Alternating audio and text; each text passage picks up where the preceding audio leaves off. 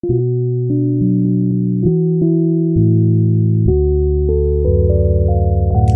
and welcome to the Crimson Stitchery, a video channel about making all things that are beautiful and useful. My name is Anushka and you can find me elsewhere online as A Sour Telling, that's A Sour Telling, and that is my username on Instagram and Ravelry too. And on Ravelry we also have a Ravelry group for the Crimson Stitchery, so do follow along and join in there if you haven't done already. It's full of really lovely people, so you'll be in great company. Just a quick announcement before this fortnight's podcast. I have decided to start a newsletter for the Crimson Stitchery. It's called Postcards from the Crimson Stitchery, and I will write to you around about once a month at the beginning of each month about things I've been up to, things I'm planning, recommendations, favourites. I'll share my photography from around my home, from around the Crimson Stitchery and out and about. I recommend signing up if you enjoy hearing from me, if you enjoy reading my writing and, you know, getting my take and perspective on the world. Also, I recommend it if you're not a fan of Instagram, because I really enjoy taking photographs and uploading them there. I will definitely be including photography, you know, still lives and landscape and whatnot from out and about in my newsletter too. So the sign up link is below. I promise I will not spam you. My newsletter will be a monthly update at the beginning of every month, so do sign up to get the first instalment on the 1st of July. And then in the future, if and when I decide to release any knitting patterns or any other products or anything else exciting from the Crimson Stitchery, you will hear it from me first on the newsletter. So it's really kind of depressing and muggy June day here in London. The sky is grey, it's super humid, it keeps trying to rain, and it's just not really very inspiring. So I'm sitting indoors with a hot cup of coffee, squeezing in a quick podcast recording for this fortnight. If you're a regular viewer, you will know that I am in the middle of this really nuts, busy time. Lots of stuff has been ticked off my list at this point, which is great. On the 13th of June, I ran a conference called Fashioning Inclusivity. I was the convener and co-organiser, and I had a lot of responsibilities to do with that. I was also speaking. We also had a textiles panel. There were lots of knitters in the audience, and we had a speech from the knitter Lorna Hamilton-Brown, who you might know from her fantastic textile artwork and knitting activism and evangelism. So yeah, that was really good fun, and it's taken a while to recover from that. And to be honest with you, I haven't been doing very much knitting, but you know, I just wanted to check in with you guys, see how you were, and just share what I've been up to. So let's jump in with a little bit of knitting. Now, last time I was working on my Magnolia sweater, and I had mentioned that I was on the last sleeve and I had zipped all the way down, and I was really expecting to have finished this jumper. Here it is, so in deep red, 100% wool in the whole super soft. But I actually knit all the way down through the lace of the calf, and then discovered that I'd forgotten to do decreases on half of the sleeve. So I was down to about here on the other sleeve, and then I had to rip back a good 4 inches, 10-12 centimetres or so. So we're back to the start of the lace on the left sleeve, and since I've had to do that, I've just not really had the energy to knit any lace at all. So surprisingly to me, because I really thought I was going to have knocked it out and be, you know, dazzling everybody with 2 finished garments in 2 episodes, but that's not happened. It's fine. It's kind of bizarre weather, as I've mentioned, and it's not really warm enough to wear it, so it's not really a big deal. We have had a couple of chilly evenings, and I was wearing a wool cardi the other day, but it's not like this is a matter of urgency to finish this garment. So yeah, Magnolia to be continued. And it's living in this simple cotton tote bag. I don't really have very many, you know, specific or fancy knitting project bags, and it just is screen printed with the word make on it. And it's from the Royal College of Art Textiles Works in Progress show, the WIPS show that they had a couple of years ago. And I went along to support my really good friend Celine, who you've met on this podcast before. She was a guest on my International Women's Day special episode 3 of the Crimson Stitchery. And it was actually at this show that I first discovered the the work of Lorna Hamilton Brown, because in her exhibition space she had a bound copy of her master's thesis, and you know, in this crowded exhibition space surrounded by all of these amazing and tactile, delicious looking experimental textile art, I just, you know, stood there and speed read through Lorna's thesis, Myth Black People Don't Knit. And absolutely loved it, and you know, contacted her about it, and it's been really lovely to kind of not exactly complete the circle, but maybe continue the exploration of contemporary textile artists and theorists, if you like, today, by inviting Lorna to my conference recently. Okay, so that's that one. So I haven't been in the mood to do any lace, so instead what I have done is started a new knitting project, which is this really, really fun, stripy leftover scraps project. So I've got 2 sleeves going on here, and so what happened was that I was, you know, trying to tidy up in my flat because, you know, I live in a tiny flat.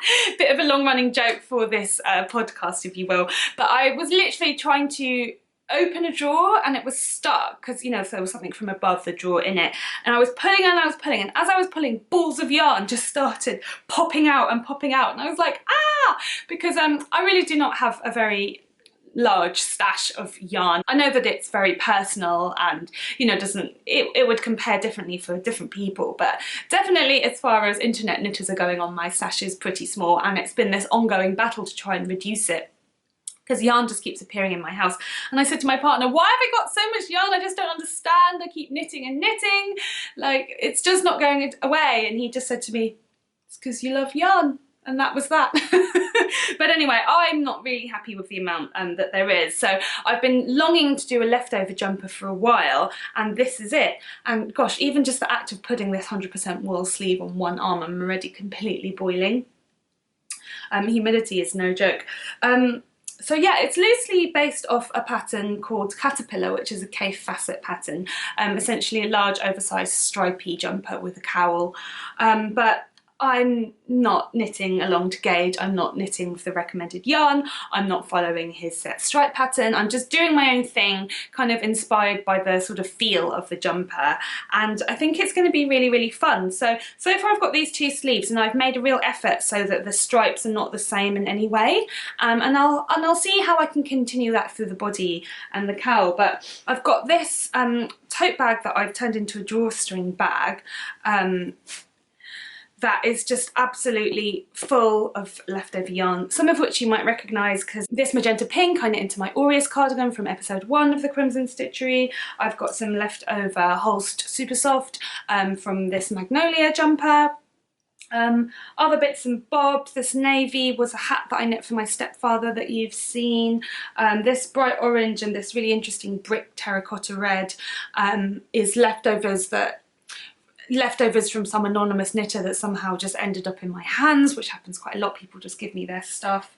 What else is there? This green chenille has literally been in my stash since I was a teenager, like coming up to a good 14 years, and I've just got one ball left, so I thought I'd just stripe it in just to give it a pop of green and, you know, a pop of orange, just to zing it out amongst all of the warm and bright burgundies, reds and pinks. So that is Caterpillar.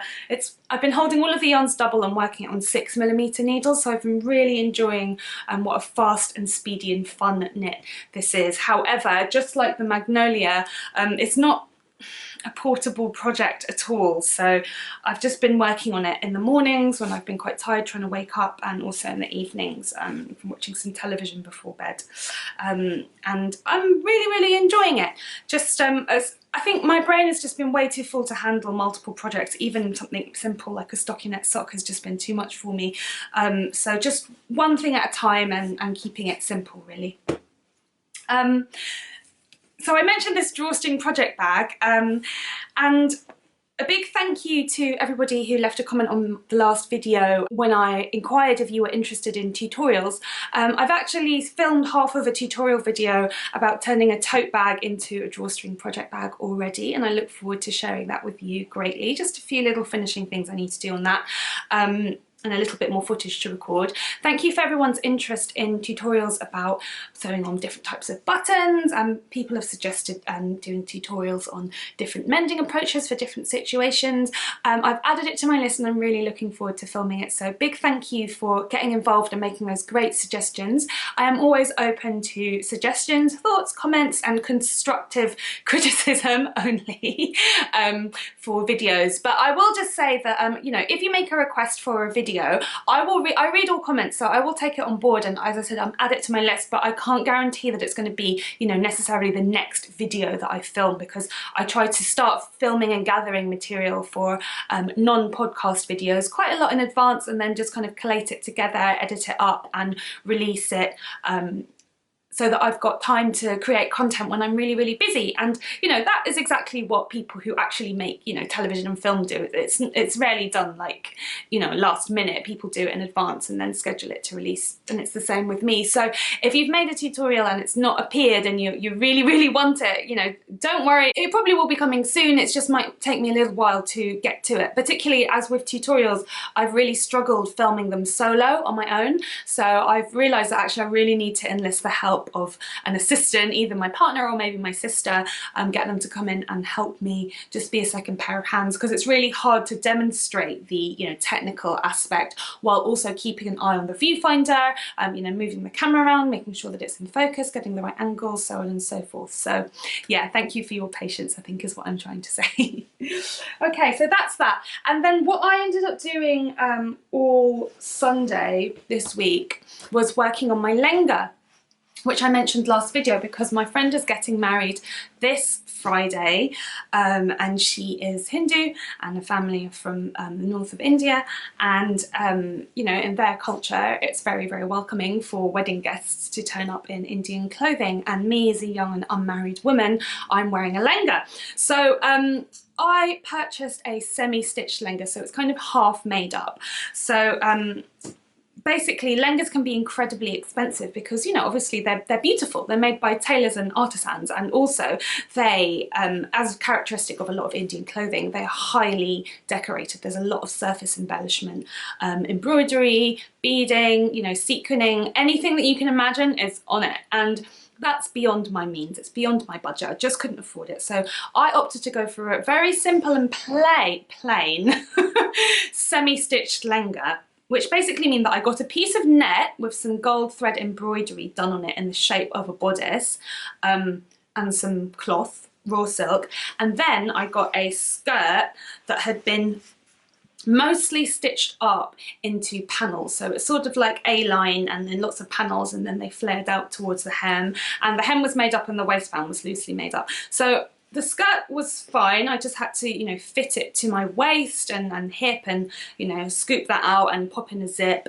That was really easy, and it's made of raw silk. So obviously it's cheap because there's hardly any embellishment on it, which is very unusual for this style. Normally they're, you know, much more heavily decorated. But me not being Indian, you know, wearing that amount of sparkle and bling is a little bit off my radar, to be honest with you. Like, I love sparkles, but, you know, in the context of like head to toe bling, which is really, really what it is, like really head, all extremities to toe, it just didn't quite feel right for me. So obviously I wanted to respect my friend's culture by wearing Indian dress, but I had to choose something that felt authentic to me, otherwise it would just seem like dressing up. So I went for what seemed very plain, as I've said, in comparison to other lehengas that are on the market, but actually in this deep, deep hot pink raw silk, you know, it's luminescent, it's pretty much glowing, and I think it looks really great with my colouring and skin tone. So that is the skirt. And then I've just briefly held up the bodice. So I had to figure out how to sew up the bodice. And the challenging thing was that the embroidery, this gold work, had been done on a piece of net, whereas the rest of the raw silk, this deep, deep pink, was a woven fabric. So it was basically a stretchy top fabric going over a woven backing fabric. So that's quite difficult because the two fabrics want to do something different. So what I did was I took out a bodice pattern that was a darted bodice, and cut it out, and then overlaid the net on top and just kind of smoothed it and stretched it round the, you know, darting for the bust. And it's worked out okay. It looks pretty nice. Like, knowing that this is really a one-time garment, I was reluctant to spend too much money but also too much time on it. I mean, as it was, I did spend pretty much a full day working on this in total, but I was sort of at my limit. If you're a regular viewer, you'll know I used to be a theatrical costume designer, maker, wardrobe lady, anything anything you can imagine to do with performance costume I have done at some point. So in a way it felt very nice to come to making this up with a lot of experience under my belt, but, you know, no longer being a working professional because I'm now an academic. It kind of felt good because I sort of didn't really think about it. I completely winged it. You know, I just kind of put the pattern down, started cutting, started pinching things, folding things in, you know, did a lot of sewing without even pinning, put binding in without pinning, which in the past I'd be very, very concerned for accuracy and I would be very, very slow, but I was, you know, very confident, and it felt quite good to have those skills in my fingers, having spent, you know, more than half of my life developing the muscle memory for working with cloth. So I just kind of just cracked on with it really, and didn't have to give it too much thought. I've got to say that my favourite part of this is actually this hot pink silk binding, which is in a different type of fabric from this raw silk. So this is a much more expensive and higher quality silk taffeta, but it's coming up quite similar on the camera, but it's actually they're quite different shades. This main fabric is more blue, this one is more bright and has peach and electric blue undertones. So it's this amazing silk that changes colour. It's got about 3 different colours in it. And that was my favourite part. And it's kind of ironic that like the trimming is the really high quality fabric that was probably £30–40 a metre, whereas the main fabric was actually really cheap and a bit naff. But this expensive silk taffeta was a scrap that I got from a wardrobe department. You know, someone was clearing out and I just got a small, like 30cm tall by a metre wide piece. So I turned it into bias binding and used that to finish off the V of the back as well as the armholes, and act as a little placket under the button too. So all in all, the pack of the semi-stitch lehenga that included the bodice embroidery, the half made up skirt, and also the choli, which is a big shawl with lace and net and more of this gold embroidery, cost me 20 quid, and then all of the other stuff, the thread, the zip, the buttons, the fabric for the bias binding, I just had at home, which was quite good just to kind of rummage around and delve in and use what I already had. And part of me did wonder if it was going to be looking a bit too plain, and I did have bits of leftover gold braid and ribbon, and I was thinking of doing something with the back, but actually in the end with this hot pink trimming it actually really lifts it. Again, it's not coming up on camera that well, but it looks really good, and it looks really good against my body. It's very, very bright, so I'm pretty happy with that. The only thing I have to do is put a hook and bar on the side of the skirt, but I can't find one. So if I can't find one by the day, I'll just use a safety pin. No biggie, because yeah, I've been trying to think, you know, where and when could I wear this outfit again? And I'm just not convinced that I will. It's such a shame, but I just don't know. And then I guess when you wear such an outfit to a wedding, people would recognise it. So I don't know if I'd get away with it with wearing it to any other weddings, and I'm not actually going to any other Indian weddings as far as I'm aware of in the near future. So I kind of thought that maybe I could wear this top clubbing, or, you know, on a night out with a pencil skirt. Not that I go clubbing very often, but I was just trying to think of circumstances, and I can't really. So don't know, ideas on a postcard, very welcome. So yeah, that's all that I've been up to recently. Kind of slowly working on my caterpillar jumper, trying to vaguely keep my flat clean, and working on my lehenga. So I haven't got any mending because my sort of stitching and sewing time was taken up by the lehenga recently. But for conversational threads, I will continue following on from the themes of the last few weeks' podcast. So as I said, I've been pretty busy. Also, my hay fever's been really quite atrocious, so going outdoors at all has been quite difficult, to be honest with you, because my antihistamines actually aren't working. They are not suppressing my immune system, but they are making me drowsy, so I'm like getting the side effects and not the benefits, which is pretty rubbish. But I did have one morning where I managed to go foraging in my local park. It was really exciting. I actually discovered that there was a whole foraging zone that had been planted up in a corner of the park that I don't know what I thought it was. I think I thought it was just wasteland or maybe meadowland, but actually it had been fully planted up with fruit trees and even had a cherry orchard. I found a bunch of nettle tops. It's a little bit late for nettle tops, but I found nettle tops in shady areas of the park, and also I found, you know, side shoots of established nettles that had still the soft leaves at the top. So when it comes to foraging for nettles, you're supposed to only pick the top 2 or 3 layers of leaves, and you have to do it before they flower. So yeah, managed to find some of that.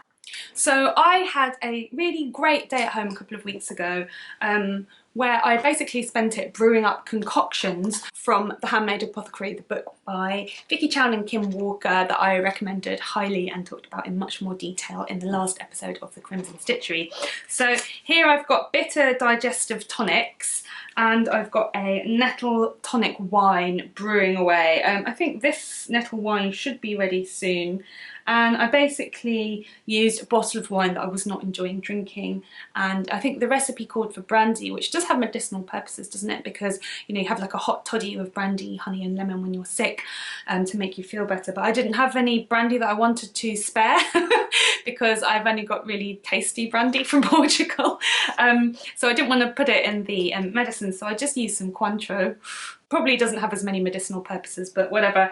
And again, like the recipe called for dried apricots, and I used foraged cherries, foraged nettles, and raspberry leaves from my raspberry plants in the garden and so on. And I actually found that I had more than I thought already at home. A little while ago, my partner did an order from a Whole Foods website, and he bought all these dried dandelion and burdock components, you know, dried leaves, dried roots, because he was convinced that he was going to be making all these herbal teas that he didn't. And obviously it's way cheaper when you purchase herbs in bulk than it is when you buy like little sachets of tea from the supermarket, as well as the fact that you know, those tea bags have plastic in the glue that's used to seal them. By the way, are you interested in hearing about plastic less in everyday life? Because it's something that I've actually been doing for a really long time, and I'm really glad and relieved that plastic less, you know, as in less plastic living is finally catching the public eye. Almost too late, but at least we can try. So if you're interested in hearing about that side of my lifestyle, as well as, you know, making and mending, it does actually go hand in hand, but about, you know, reducing plastic and being aware of you know, reusing and recycling and so on in other areas of life, such as, you know, in the kitchen, in the bathroom, I would be most happy to share that with you guys. So do just let me know, please, in the comments below. But yeah, what was I saying? Oh yeah, so we had actually quite a few bits just lying around the house that I was able to repurpose. So I made the tonic wine, and then I made the bitter tonic with vodka and even more herbs, mint from the garden, chamomile, dandelion leaf, root, burdock, orange peel, and I'm really excited about seeing how they are going to turn out. Like, I can tell that they're brewing away. They've changed colour. The vodka's gone green. And I think it's really fun that it's a combination of a few herbs that I purchased, some that are foraged from the local park, but also some from my garden. I really enjoy that. So yeah, glad that I got to try out a few recipes from the Handmade Apothecary, and I'll keep you posted when I start trying them to see how they you know, work. So I'm really looking forward to the summer coming, because I just really need to take some downtime. I've sort of ploughed through this really busy spring, and in some areas of my life I feel like I've been keeping up quite nicely, in others I feel like I've just had to put them on the shelf. And it's been a bit like that with like developing patterns and so on and so forth for the Crimson Stitchery. I've just had to accept that it's not going to happen. You know, haven't got as far as I wanted to in my musical and artistic practice. I've still been recording videos, which has been great, and it's actually been really nice to continue touching base with you guys regularly. So with the podcast episodes that I record every fortnight for you, and then interspersing those with either, you know, a vlog, a tutorial, an update, a little tour of my place, just other little short videos in between. So actually that's been really nice, and has sort of kept me going, if you like, you know, within all of the madness, just having something as a form of stability. It's been really annoying, especially with the hay fever, as I've mentioned. I haven't managed to go running in the park, which has become quite important to me, that exercise outdoors, to look at the natural world, to get some sunlight, and also the energy and so on from exercise. So I really hope that things will settle down soon. I'm wondering, what are your plans for the summer? Because normally I find that I knit quite a lot over the winter, and in the summer I tend to mending, alterations and sewing.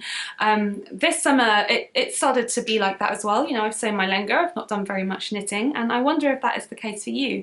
Do you have a seasonal approach to your crafts? I realise that this is obviously a bit different for my viewers who are from the southern hemisphere, but do let me know if you live somewhere, you know, seasonal or not, or if you find yourselves adapting your crafts according to what else is going on in culture and society. I know some knitters are like, oh no, I would never stop knitting, I just knit socks or cotton or smaller things, but I'm interested in hearing from everybody, and whether you make any adaptations or changes, or whether you just persist, because I definitely feel like I've got a slowing down in knitting, and I'm looking forward to doing, I don't know how to describe it, drier tasks, less woolly tasks, or maybe things that are just less kind of like on my body in the way that knitting sits on your lap. And even if you're like knitting a pair of socks up here, you've still got the ball of yarn on your lap. Whereas if you're sewing, you're kind of at a table, aren't you? So there's a bit more airflow. Let me know what your approaches are to seasonal making. I'm really interested in hearing. Okay, so lastly, I'm going to wrap up this episode of the Crimson Stitchery today. It's a little bit of a short one, but as I sit here with my cup of black coffee, I would like to say a big, massive thank you to everybody who has supported the Crimson Stitchery on Kaffe. So for those of you who are not aware, Kaffe is a donation platform that allows you to support content creators through buying them a coffee, which basically means sending a small donation through PayPal, the cost of a cup of coffee, more or less. Depends if you want all those extras or not, I guess. But last episode I mentioned that I wanted to use the coffee donations to save up for a selfie stick, and I was so thrilled to see that within a day of uploading the video, that goal was more than surpassed. So thank you so much. I'm going to be placing an order this week, and I really look forward to going out and about, maybe just into my garden, but maybe into the park, or maybe if I go to any exhibitions, which I am going to actually this week. I'm going to an opening, so I could take videos and stuff like that there. We'll see. I get a little bit shy, to be honest with you. I get quite camera shy with the kind of putting myself out there in public. Like, I get embarrassed when I take selfies, so I don't know what it's going to be like to be vlogging with a selfie stick, but I guess, you know, there's no harm in trying, and I'm really happy to be able to purchase this piece of equipment for the Crimson Stitchery with your support.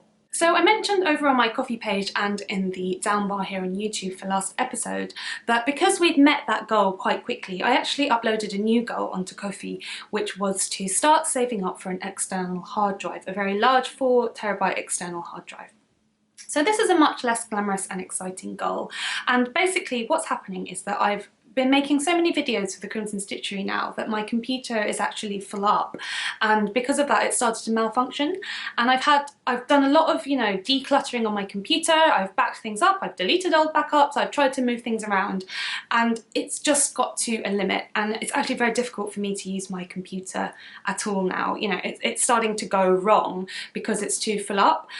So I've decided that it's worthwhile purchasing a very large external hard drive to store all of the video files on for the Crimson Stitchery. So for the moment, all donations collected through Kaffe will be going towards that fund, which, yeah, isn't as fun and it's not as glamorous, but it's actually more important, because if I can't use my computer, then I can't actually continue to run this video channel, which would be such a shame. So we've actually met the goal more than halfway, so I'm really grateful for everybody's support, and a big thank you to you. I really mean it. As I mentioned last episode, the money that you're spending through Kaffe for the Crimson Stitchery is really going directly back into the Crimson Stitchery to reinvest into it and make it a better place. And of course, in this case, saving up for something that will allow me to continue to run the channel. So yeah, all that's to say is, if you've enjoyed this video and you'd like to leave me a tip, if you'd like to support the video channel, please do so through Kaffe. All donations are most gratefully received.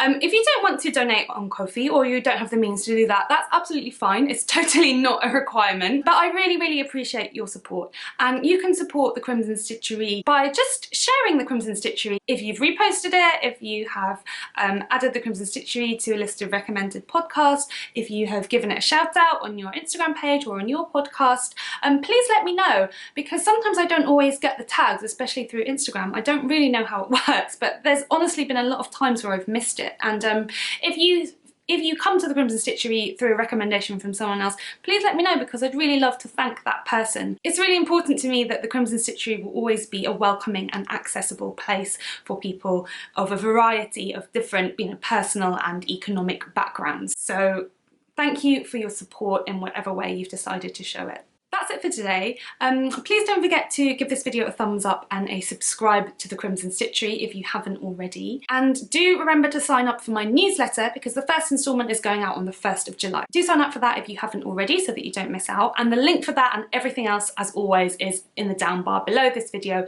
here on YouTube. I hope to upload a vlog next week, so you'll get another update from me then with my selfie stick, thanks to you guys.